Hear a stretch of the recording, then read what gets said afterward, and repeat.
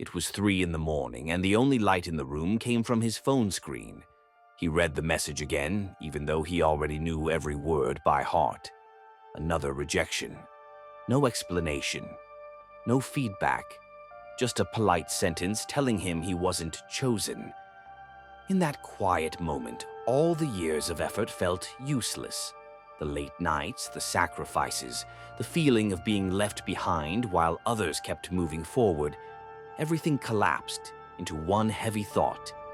Maybe he just wasn't made for this. He had tried for so long that failure no longer shocked him. It exhausted him.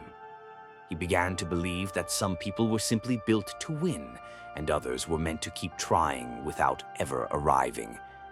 That idea settled in his mind like a fact, not a fear. So he turned off his phone, stared at the ceiling, and for the first time, he decided that tomorrow wasn't worth caring about. The next morning, he didn't wake up with motivation or hope. He woke up with resistance. Everything felt heavier than usual, including his own thoughts. As he sat there, his eyes landed on an old notebook on the desk, one he hadn't touched in years.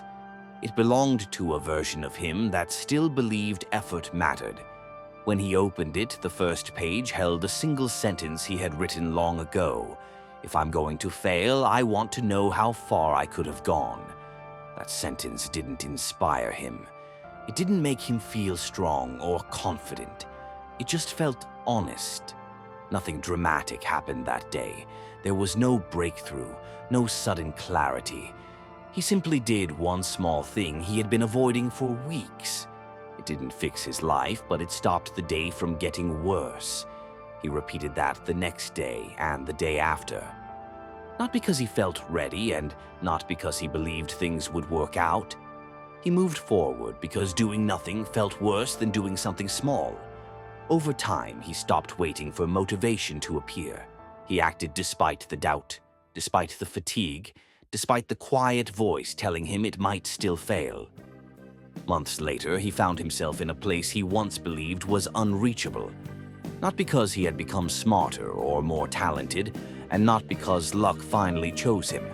He got there because, at his lowest point, he refused to stop completely. He took one more step when stopping would have been easier. That's when he understood something most people never do. Rock bottom isn't where life ends.